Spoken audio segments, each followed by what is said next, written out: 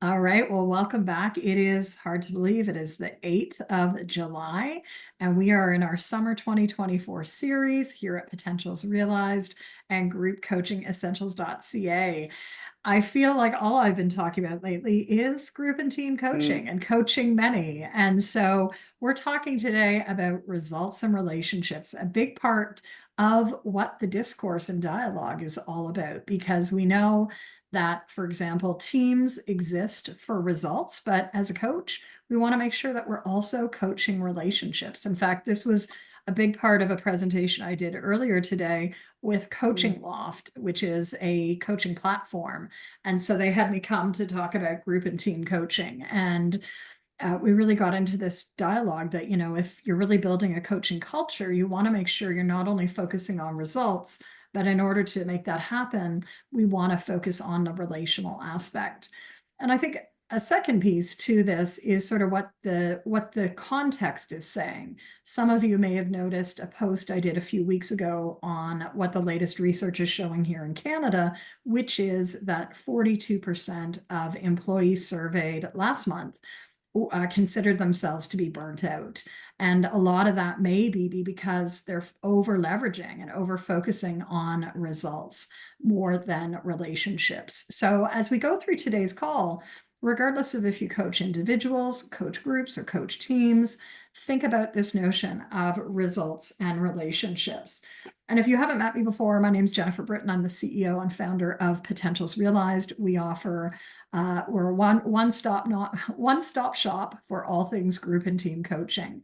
And you might have met me in many of my book writings. In fact, I first introduced this notion of coaching for results and relationships in my definition of team coaching, which I first shared in From One to Many back in 2013.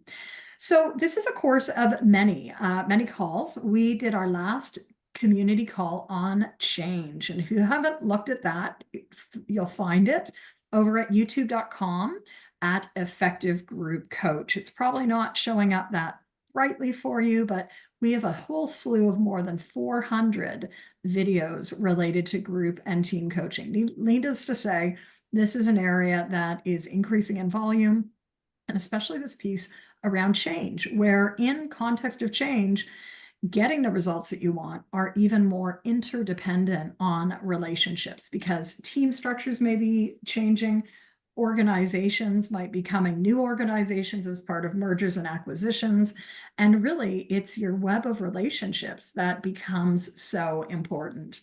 So here's something we've been starting to talk about, which is the Coaching Many podcast. And if you haven't seen Ivana and I, we are now on the airwaves on your favorite podcast player. So that ecosystem is not as easy to navigate. I always like to direct people to coachingmanypodcast.com, which is going to take you to our podcast blog site. At that site, you'll get the most up-to-date audio links, as well as information and potential downloads, because some of our recordings have downloads that you can access. Nothing yet, but stay tuned, because we're going to be releasing these approximately every 10 to 14 days. So we've done our first episode. It came out about 2.5 weeks ago. What is Coaching Many? We then did 4 core elements of Coaching Many. And finally, our most recent one on, no surprise, the triad of trust, safety, and connection. So we'd love to hear from you. What do you want podcasts on? We know that podcast listenership is continuing to grow, and we hope that this is a new way for you to access some insights and perhaps some provocative questions for you to consider. So I'm going to turn to my co-host, Ivana, who is here with me right now. Ivana, anything you want to say on the Coaching Many podcast? Yeah, there's a lot of, the word that's coming to me is tantalizing conversation, but I want to just plug the fact that our next episode 4, is actually on the topic of today's community call, which is relationships and results, which is very central in the conversation. And I think, what else do I want to say about the podcast? I think there's a lot of thought-provoking questions and ideas, and also resources, because as the hub, Potentials being the hub of, the Coaching Many, and supporting groups, teams, and really business leaders, you have your your breadth of reach is so vast, both through your products, your books, and just with your clientele.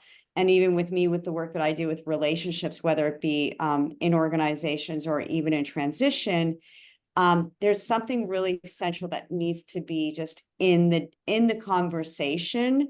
And I'm looking forward to today's conversation about results and relationships. So back to you. Yeah, exciting to be on Absolutely. this journey with you. Yeah, and again, I'm so glad Ivana reminds us of the R&R, right? As I've got a little graphic to share with us, but that will be episode number 4. And again, the sort of the rhythm of a podcast is so different, which is why I'm enjoying doing it with Ivana, because it is a discourse, right? It's a dialogue, and we both Yeah. bring different perspectives. So depending on who you are and the people you coach, you may find affinity in different ways as well. So here's the other exciting thing, right? And to Ivana's point, the hub at Potentials Realized, which is our main business, continues to grow. Group Coaching Essentials is one of many programmatic and business lines. And so to really help the continued development of the coach, I've been on this mission, I will actually call it a mission, for the last 2 years,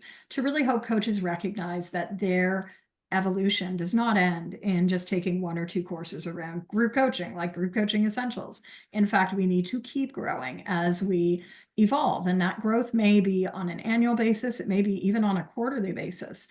So my commitment since opening the doors here at Potentials Realized 20 years ago has been to introduce a new product or service or program every year.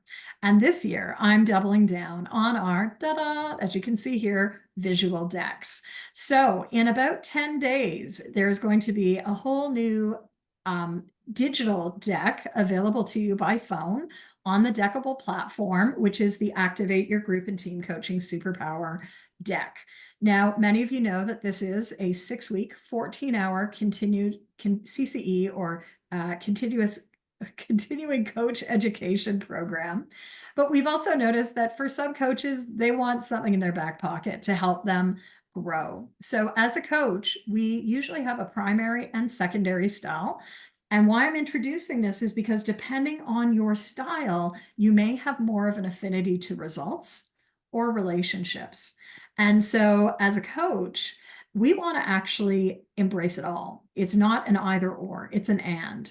And just like results and relationships, we actually want to cultivate all 5 coaching styles. So we want to be more like the grounded labyrinth coach, Maggie, who is a wellness coach. And Maggie actually spends her day taking people through meditation, through somatic work, getting people into their body. And that's a little bit different than her counterpart, Joanne, who is an internal coach. And if I may say, Ivana's a spiral lighthouse and grounded labyrinth combination hybrid. But our spiral lighthouse coaches are really adept at starting to explore perspectives. And as groups or teams start to figure out where are we going, accessing those different perspectives around how we might do it in terms of results or who we might connect in with in terms of relationships is a critical way to look at really helping your clients move forward. Now, these different styles are those styles of us as a coach. We might also be more of the Marva like catalytic firecracker who is great at working with clients around goals. And in fact, this morning I was doing some work as a mentor coach with someone who is very goal centric. Her superpower is really helping people get clear on what those results are.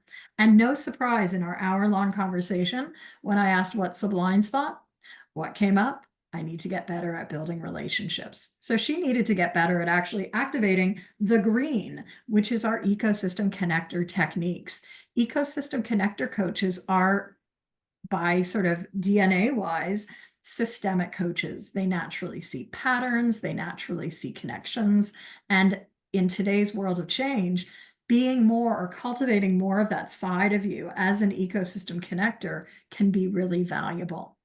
Finally, we have the purple, which represents me and as a creative tool master. Many of you are probably creative tool masters as well, really loving to harness or bring together, harvest all the unique tools and abilities that we can have to expand our range. So I hope that you'll stay tuned for formal announcements about the deck. It's about 10 or 12 days away. We're just in the final end of, actually putting it on the digital platform and doing the beta testing to make sure that it is. But right now, it's going to be a digital first product, which is interesting. And so it's approximately 75 cards that you might choose to use on a daily basis to help you further your range. Because as coaches, it's not just about doubling down in one area.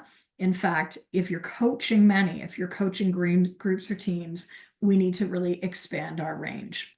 So I hope you'll enjoy that. Results relationships. I said this already at the start of the call, but this notion came all the way back from one to many. Team coaching at its heart is about sustained series of conversations, goal setting, awareness, action, accountability, but it has to always link back to business goals, focusing on results and relationships. So let's take a look, like R&R. What is results? What is relationships? I want to have a bit of a discussion around what are the coaching approaches, tools, practices you've been harnessing to either go for the gold, like the green of results, or go for the heart, the red of relationships.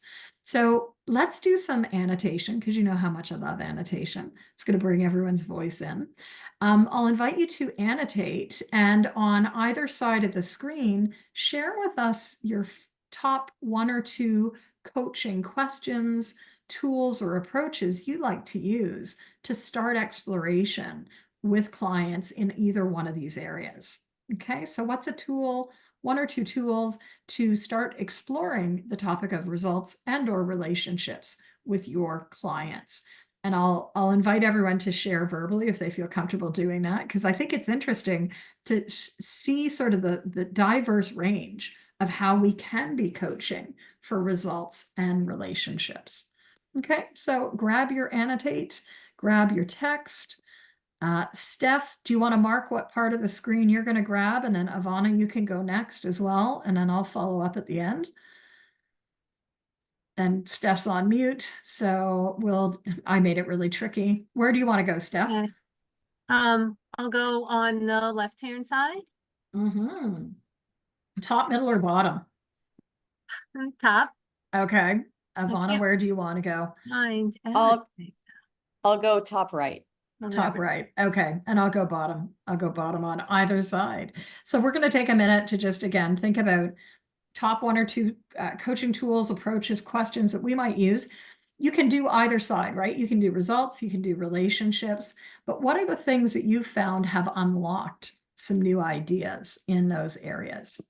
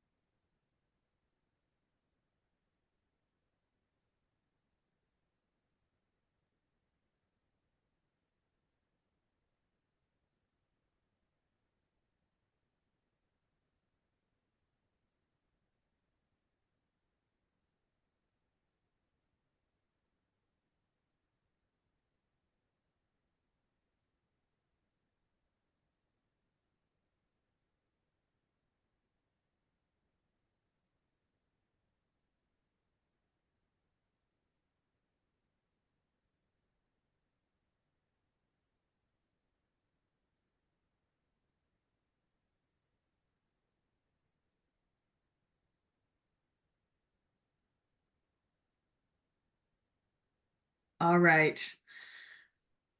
Anyone need more time? Hmm. What's coming up, Miss Stephanie? Not to put you on the spot. Well, I'm reading your, both you and, Ivana's comments, and they're so functional based. And, like, I don't have that structure around my, um, my coaching. So, So talk a little about where you would naturally start. Like, where would you naturally go to start the conversation in a uh, wider lens? right. So with results, I'm looking to my clients to tell me, what are they helping to achieve? What are Mm-hmm. their goals from the engagement? And then how do they see me best supporting them to reach those goals? Uh, so that that often leads to more questions from them, but it gets the dialogue started. And yeah, I'm particularly thinking right now about my career coaching clients and the work I do with them. And then relationships do play a big part in their reaching their goals, since networking is like 70% of the of people who land new jobs land them through relationships and connections. So I do explore their networks with them and talk about building community, but I don't have a particular structure around that. So Yeah. And I love what you shared because, again, it can be very organic, right? It can be structured, it can be organic, but it's the same sort of question in a different format. What are you working on? What's important? Where are you heading? What will success look like? That is the foundation of any great coaching conversation. And so where we might become more embedded or structured is actually, I think, in the growth from one-on-one to group and team, right? In a one-on-one, I might not bring a one-page plan. I shared the one-page plan as a tool, although it's interesting. I had a conversation with a different coach today, and we were talking about how do you keep momentum going in a coaching relationship, especially if it's a year in length. mm, And so I was saying, one thing I'd like to revisit on a quarterly basis, even if it's a one-on-one relationship, is that one-page plan. Where are you now and what's important? How has it shifted in the last 90 days? And the one-page plan could be a tracker, right? Like I think there are a lot of coaches too who, based on their clients, are taking these things into the digital space. And it might be less a one page, literally, and more a tracker on their dashboard, right? It could be an organizational dashboard that they pull together. Could be a Google sheet that they work on together. But regardless, there's some sort of pause to reflect on results, which is one half. A lot of stress. It's one half of this equation because if we're always coaching to results, which could be very seductive, I think, because results are tangible, they're easier to measure than the relational area. Chances are we're going to find clients who burn out in the coaching process because there's not a renewal phase. And we know from high performance research, sports psychology, and others that in order to keep getting results, you have to downshift. If you're not downshifting, that's where a lot of the burnout starts to emerge.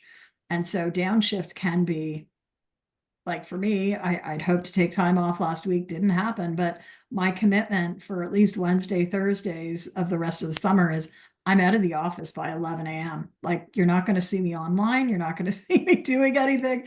I need to use this time to downshift, or else I will burn myself out even more than I'm burnt out at the moment. So, I think when we are naturally wired for results, it's great, but there's a point at which you hit the wall and it doesn't matter. You just can't go anymore. It's as simple as that.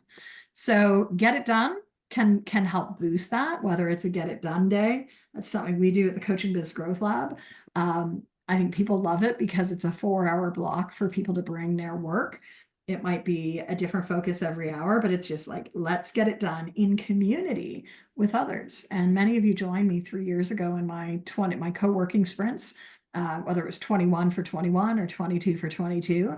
And I still think there's something very magical about co-working, even here in this physical co-working space, I do find, as I did last week, I was in the office for half a day every day and just got stuff done. Probably things that if I'd been left to my own device in my hammock, it would have taken all day, but I just got it done and got out of the office. So Ivana, let's bring in your voice. Results, what's on your results list? So for results, I think it's the grounded labyrinth coming in, but it really is supporting people like to connect to their body in terms of what is the sensation in their body when they're making decisions. So that way they do get the results they want and or making congruent decisions. So that's one of the things that I do, as well as obviously values is really good for both relationships and results. And it's interesting because I'm really connecting results, not to the outcomes, but to the process of getting those results is what I'm noticing. And then the 10-10-10, it's a Susie Orman, you're wanting to do this. Let's play out how it will look. 10 seconds of saying this, 10 minutes, 10 weeks, 10 months, 10 years. And that integrates values to help people really go, oh, you know what, in the big picture of things, this thing really isn't that important. So it gets off my to-do list. And then from a relationship standpoint, I think it really is, in my work, is really helping people develop that relationship with themselves, reconnect to who they are, which some of these things do, so that way they can show up for the other important relationships in their lives. And so there's different assessments that I use, and again, more of the body and values and even vision. I didn't write it down, but even vision in terms of the vision you have for yourself amongst this piece, and resilience. So there's lots of different things that I will bring in. Yeah, and again, noticing in your list too, like even the layers of, say, self-compassion, that relationship with self. How do you provide space? And if we're in a hypercharged results-based environment, how do you say it's okay to leave the office, it's okay to hang up the whatever, to renew? Because if we're not renewing, and some of that renewal may be within relationship, but sometimes it might be outside of relationship as well, just time with self. So, absolutely. And nature, I would say, is a tool that I use, as I know you do too. My apologies for interrupting you. And no, and I think the nature piece is right. It's like, where do you go to renew? Is there a space? Is there a physical space? What is going to connect you with your anchor? Some of this too, and if we switch, I heard Ivana switching us over to relationships, it's also making it visual sometimes. Like, I think a lot of people are always in relationship, but we're not aware of how many relationships we really have. And so one of my favorite coaching tools, and again, it's a tool, is actually visualizing, mapping, creating a web of your relationships. And this is an exercise I've done for years with leaders. In a group context, I've done it with teams, having teams identify their ecosystem. And it sometimes is known as constellation work, and you can look that up. Sometimes it's under that banner of stakeholder mapping. Other times it's, developing that web. So whatever your frame is, the notion is like, who is in that web of relationships? And I think sometimes we forget, even in a world of like LinkedIn, you might have 1,000 or 2,000 or however many thousand connections. Are you keeping those relationships alive? One of the commitments I made to myself, sort of officially like beginning of last month, because last month I went back to camp. I hadn't been there physically in 32 years.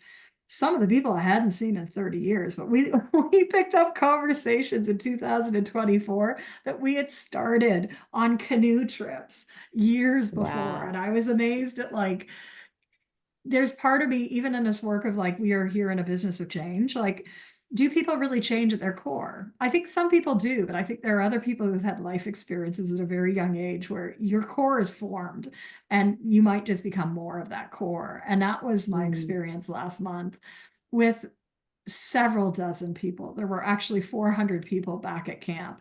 And I probably had at least 24 very meaningful conversations over an 8-hour period, whether it was breaking Wow. bread together.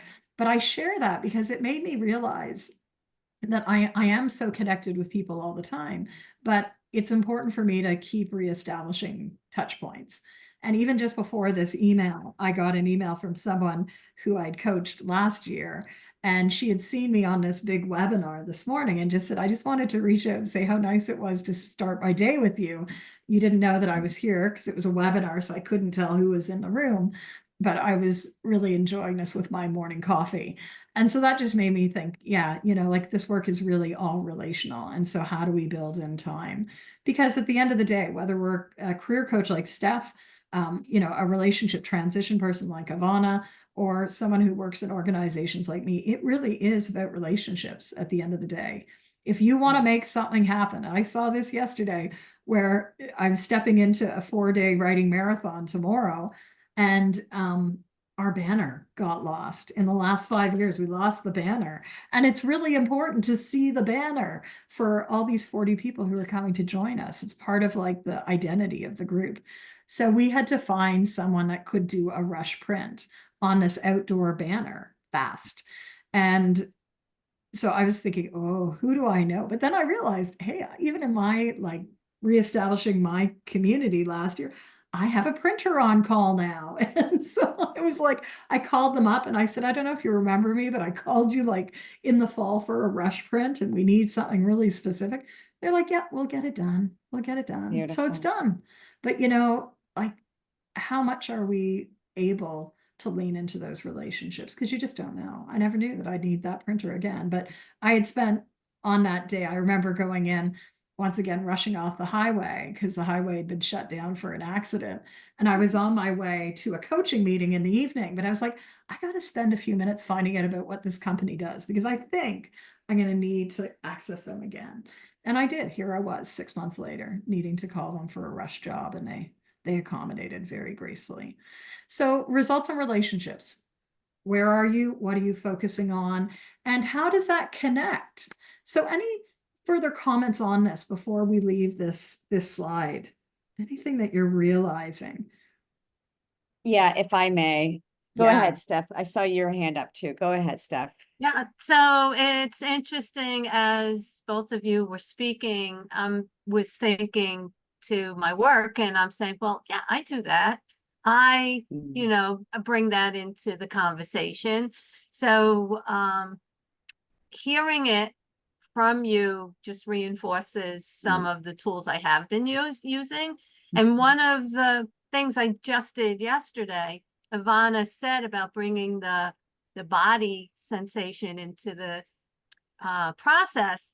I had a client who had to go back to an employer with a counteroffer for her salary. So she was in salary negotiation. She had gotten the offer, thrilled with some of it, not so happy with the rest of it. And we were discussing approaches and things to say and things to ask for.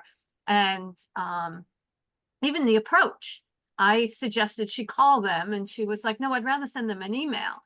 And so, I said, listen, you need to decide, this is your decision, but put your hand on your heart, put your hand on your head and ask yourself, what makes the most sense for me with all the points in our conversation? Because some of the things she was like, I don't know if I can ask for that. And I said, and ask yourself, does this make sense for me? Should I do it this way? Is this what I should say? And and then just listen for what you hear back from your body for what the answer is, and then go with that. Alternatively, you could also put your hand on your gut and your hand on your heart. The mind, heart, gut connection is very much in sync all the time. So, listen to your own body's wisdom. So anyway, so that was my Brilliant. when And and thank you for taking us back, right? If we look at here, back to our different types, different styles, like how are we cultivating as well? different approaches from the different layers, right? We talked about the ecosystem connector. That's really the web, but to your head, heart, guts, the grounded labyrinth, perspectives, right? And maybe the sea fire would be the Susie Orman 10-10-10, right? Like, let's see, like what would the fireworks look like 10 years from now if you're following this path? And then the creative tool master will always have different tools in his or her toolkit. So I love hearing how aligned this is, and what we want to do in all of these calls is really spark your thinking about what do you have at access for yourself in these areas. In Reconnecting Workspaces, I talk a lot more about this whole framework. And as Ivana said, we'll have this new episode that will be out, I think the 15th of the month, if memory serves me correct, on results and relationships. So check out coachingmanypodcast.com. Steph, comment, question? I will say that you can find Coaching Many podcasts really easily on Spotify, just Ooh, by typing Coaching Many in it, and all your episodes come up. oh, that is so good to Beautiful. know. I love that. Oh, thank you for That's sharing my that. podcast app. That's your app. Yeah. Spotify. It's, and it's just there. That's It's good. just there. Yeah. Well, we will be Yeah, there we're in on your over pocket. 10 platforms. So we're on all the big ones. And then, so Apple, Spotify, and also, if you want video, check out the Effective Group Coach YouTube channel. And we have a playlist specifically that shows all the podcast episodes there too. So thanks, Steph, for sharing that, as it is on Spotify and many other ones too. And it's on Audible. So I think that's really Yeah. cool. As an author, it's on Audible. So we're glad that you're hearing us again. And if there are some new topics that you'd like, please let us know. So this is a bit of a thing. And so I just want to link this one last piece for today. If you're a team coach, right? How does this relate to thriving teams? Because teams today are going to be pushed to get those results. It's all about goals. It's about the KPIs, the OKRs. It's about accountability, doing, and productivity. Yet we can't do that if we're not balancing it out with the relationships, with the connection, with the dialogue, with the pause, with really collaborating across different styles and being. And so in this midsection, right? How do you anchor both results and relationships? We've got to really focus in on the synergy and the amplification of the people that we have in the team. And so from our work, really that's where we put in the hybrid work styles, the 6 factors, and really helping teams anchor it through the thriving. So some of you may have seen this already in my second TED Talk in Coaching Teams Through Chaos. And I just wanted to anchor all of these different areas together because I'm always intrigued on how people are finding us, which typically these days, it's not directly through the web. It's sometimes now the podcast. We've started hearing, even in a few weeks, people getting exposure to us in the podcast, also through the TED Talk. So wherever you're coming from, just know it really is. There's many layers to the Venn diagram. For us as coaches, it is through the doorway of your superpowers. That will be available, and anyone who wants to trial it will have some tokens available to trial the new deck in the coming weeks. It is about the 6 factors, as I talked about just a second ago.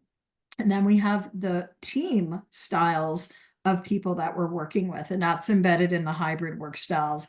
That's probably going to be a project I embark on later this year after finishing off the 90 days for 90 ways. So lots on the go in the realm of Coaching Many. We hope that you have enjoyed today's call. I'm going to go to chat. Steph is going to hop off, and Steph, I'll see you later. Ivana, as we sort of go to wrap up today's call, any final comments you want to make? No, I was just gonna, I will say with that whole relationships and results, we're talking about in a coaching conversation, but as coaches, Yeah. how are we doing this as business owners? How are we leveraging? Are we clear on the results and where we're putting our focus and attention? Yeah. And who are those relationships that can support us, who can, nourish us, who can help us renew, but also who can help us keep our feet in the fire? And I think that's something that, I know, Jen, you do that for me, and I hope through our programs, collectively, we do that for our participants. Yeah. So we support with getting the results, but there's also a big part of our programs in developing those connections and really embodying what that means, because we do need both, whether you're in the coaching money conversation, whether you're a coach and you're wanting to scale your business, whether you're a mom sitting at the kitchen table. It's not only about relationships, it's also about results. So this is, I think, a conversation that just keeps expanding. So I just want to throw In my different thoughts on ways. that. Yeah, and it's interesting that you mentioned sort of the relational piece of our programming too, because I think in today's world of asynchronous and large learning, one of our advantages here at Potentials Realized is our programming typically is 8 people per cohort or less, sometimes even 6 or less, which really affords the space for people to get to know each other and become thought partners with each other after the work has happened. And we launched several new programs yesterday. I saw it in one of the programs. It was like, these people I know are going to be connected. And I've seen that throughout the years. And if you're listening, chances are you were in one of those groups. So again, you don't have to, but I think in the world of coaching, a lot of our work is very solitary, and having a network of people that we can really, who are like-minded, like-hearted, we can really lean into and keep those connections alive, whether you see each other regularly or, sometimes it might be many years until you connect again. But I think with a common foundation of values and vision, and I think it's really values and belief systems, that these are relationships that will last much longer than you're learning together. So come back in a couple of weeks. I don't have the schedule up, but we hope that you've enjoyed R&R, Results in Relationships. Hear Ivana and I in a couple of weeks on July 15th when we release that episode. Have a good one, everyone. Thanks and take care. We'll see you soon. Bye. Bye. And I got to look for the new end call for Zoom. Can you stop the recording and stay on just for a moment? I will do that. I can stop the recording. I know this is a weird one. Bye, everyone.